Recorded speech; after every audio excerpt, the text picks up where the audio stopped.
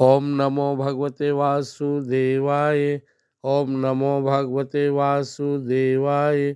ओम नमो भगवते वासुदेवाय। श्री भगवानुवाच एतां विभूतिं योगं च मां यो वेत्ति तत्त्वतः सोऽविकम्पेन योगेन युज्यते नात्र संशयः।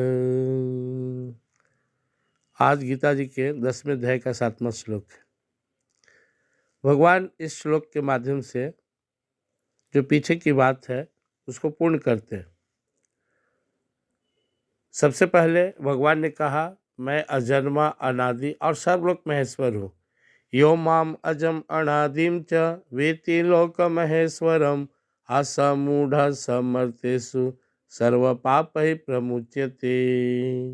जो इस रहस्य को जान लेगा कि भगवान श्री कृष्ण जी महाराज अजन्मा है, अनादि है और अनंत कोटि समस्त ब्रह्मांडों के एकमात्र स्वामी है, वो समस्त पापों से मुक्त होकर मुक्ति को प्राप्त होता है।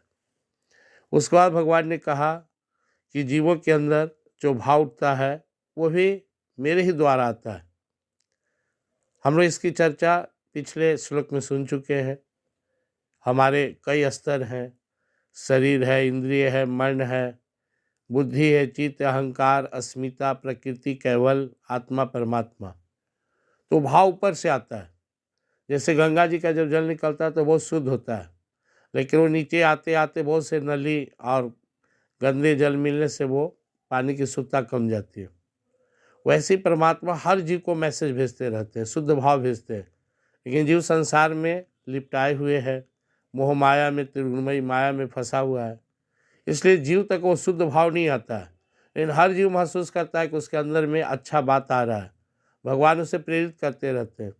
तो भगवान ने कहा इसके पूर्व के श्लोक में कि जो जीव के अंदर भाव है, जो अच्छे करने की बातें उसके मन में उठ रहा है, जो प्रेरणाएं हैं, वो सब मेरे द्वारा प्रेषित किया जाता है, लेकिन जीव उसे नहीं पकड़ पाता है। भगवान हम 4 वाणी होती है, परा पश्यंती, मध्यमा, वैखरी। हम लोग जो बोल रहे हैं सुन रहे हैं वैखरी है।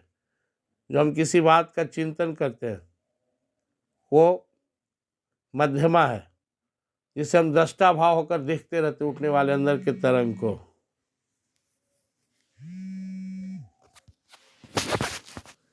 प्रिंस वृंदावन बिहारी लाल की जय।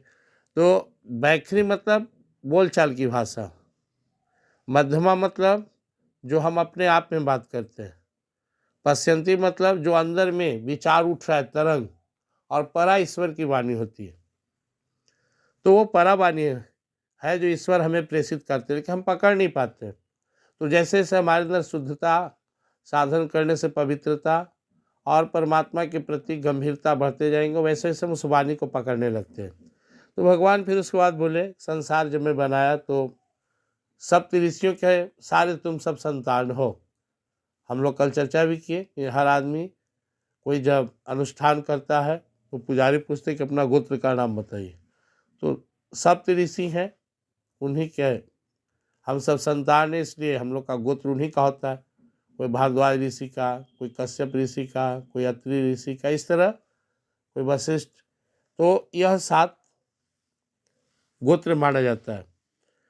भगवान बोलते हैं कि मुझसे लेकर इस संसार के विस्तार तक जो मेरी विभूतियां हैं, जो इसे देखता है मेरे इस परम ऐश्वर्य है। जैसे कोई आदमी सजता धजता श्रृंगार करता, आभूषण पहनता है, उसी तरह परमात्मा का ये सब ऐश्वर्य, अनंत कोटि ब्रह्मांड, ये जितना हम देख रहे हैं सब परमात्मा का ऐश्वर्य है।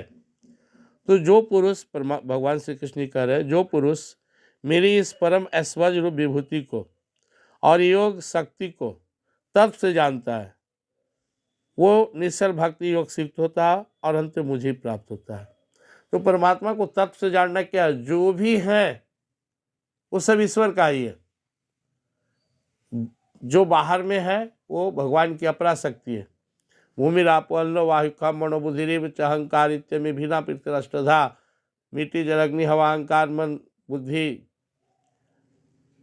मिट्टी जल अग्नि हवा आकाश मन बुद्धि अहंकार, 8 अपरा शक्ति है। इससे संसार और शरीर का निर्माण हुआ। और अंदर में हमारी जो आत्मा है वो परमात्मा का अंश, जो भगवान की पराशक्ति है। आप परे अमित स्तन्याम प्रकृति विधि में परा जी भूता महाबाहो यदम धारित जगह। इस तरह परा और अपरा से सारा ब्रह्मांड रचा है। तो जो भी है सब खेला ईश्वर का है, सब उन्हीं का ऐश्वर्य है। इसे जानना ही तब से जानना है। जो इसे जान लेता है वो निश्चित रूप से भगवान के चरणों में अनुरक्त हो जाता है, उनकी भक्ति प्राप्त करता है और अंतिम मुक्ति को प्राप्त करता है। इसलिए कुछ भी हमें संसार में दृष्टिगोचर हो रहा, अनुभव हो रहा है, उसे परमात्मा का ही ऐश्वर्य समझना है, परमात्मा का ही विस्तार समझना है और सब में परमात्मा को ही देखना है। यही श्लोक का भाव है। जय श्री कृष्ण।